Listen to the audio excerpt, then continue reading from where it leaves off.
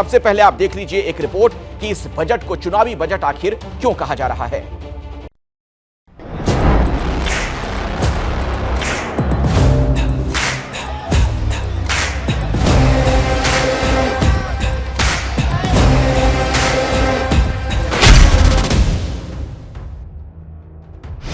Income tax छूट से middle class को साधा, रोजगार के मौके बढ़ाने के फैसले से युवाओं को साधा, महिला सम्मान बचत पत्र योजना से महिला तबके को साधा, तो 15,000 करोड़ की नई योजनाओं से आदिवासियों को साधा।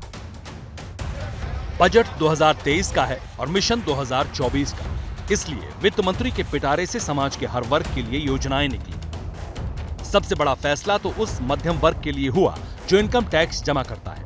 इनकम टैक्स में छूट की लंबे समय से चली आ रही उसकी मांग पूरी हो गई।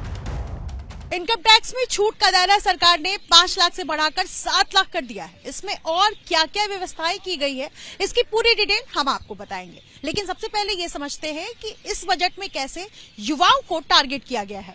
ये अपने घर की छत पर ही फल और सब्जियां उगाते हैं, महीने का 40 से 50 हजार कमाते भी हैं। इनसे सीखना है तो फ्रीडम ऐप को अभी डाउनलोड करो। चुनावी साल में रोजगार बड़ा मुद्दा होता है, इसलिए सरकार का फोकस उन योजनाओं पर है जिनसे रोजगार पैदा होगा। इसके लिए सरकार इंफ्रास्ट्रक्चर पर 10 लाख करोड़ खर्च करेगी। इससे रोजगार के नए मौके बढ़ेंगे।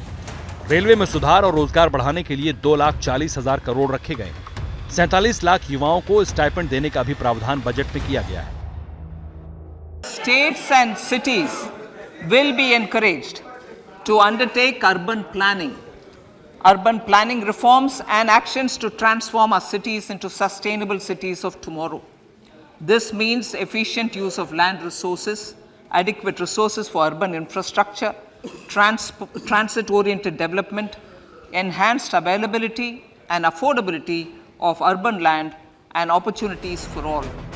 जिन तबकों को मोदी सरकार ने अपनी सियासी ताकत बनाया है, उनके लिए क्या है, जरा ये भी देख लेते हैं।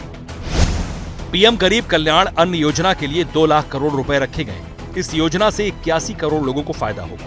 प्रधानमंत्री आवास योजना के लिए फंड 66% बढ़ाकर 79,000 करोड़ रुपए किया गया है।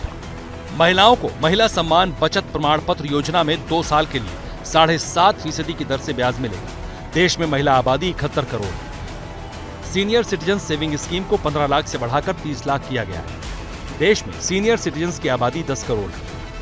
महिलाओं के लिए एक विशेष बचत योजना भी शुरू की जा रही है। जनधन अकाउंट के बाद ये विशेष बचत योजना सामान्य परिवार की गृहिणी माताओं बहनों को बहुत बड़ी ताकत देने वाली है। बजट में चुनावी राज्यों का भी खास ख्याल रखा गया है। जैसे कर्नाटक के सूखे से निपटने के लिए 5300 करोड़ की मदद का ऐलान किया गया है। गन्ना किसानों के बकाये का भुगतान के लिए 10,000 करोड़ रुपए का प्रावधान है।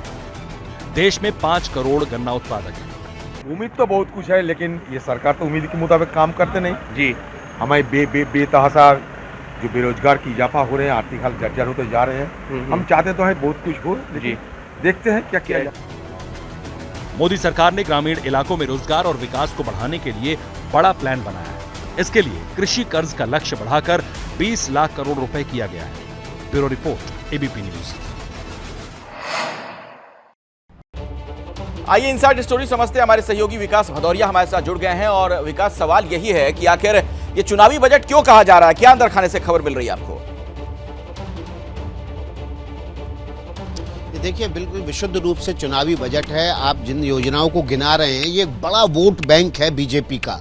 और इसके पीछे, इस बजट में इसको लागू करने के पीछे मंशा ये है कि 9 राज्यों के विधानसभा चुनाव होने हैं। इन योजनाओं को अभी से लागू करेंगे। इन 9 राज्यों के विधानसभा चुनाव में उसका लिटमस टेस्ट हो जाएगा। और अभी भी 1-2-3 बड़े दाव जो है केंद्र सरकार ने अंतरिम बजट के लिए छोड़े हुए हैं। उसमें से किसान सम्मान निधि को 6,000 से बढ़ाकर 8,000 भी करना है।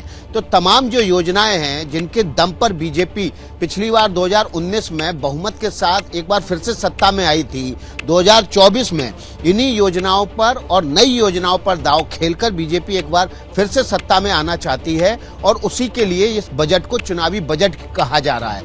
लेकिन अभी अंतरिम बजट बाकी है अखिलेश, और उसमें जो दाव खेलेंगे ना, उसके बाद ये साफ हो जाएगा। जिस तरह से 2019 के लोकसभा चुनाव के अंतरिम बजट में बीजेपी ने किसान सम्मान निधि की घोषणा की और उसको अगले 3 महीने में किस्तों में भी दे दिया, वैसा ही कुछ 2024 में भी देखा जा सकता है। चलिए, बहुत बहुत धन्यवाद विकास भदौरिया इस जानकारी के लिए आपका।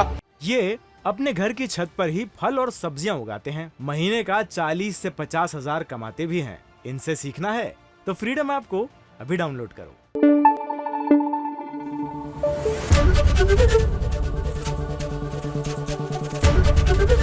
एबीपी न्यूज आपको रखे आगे।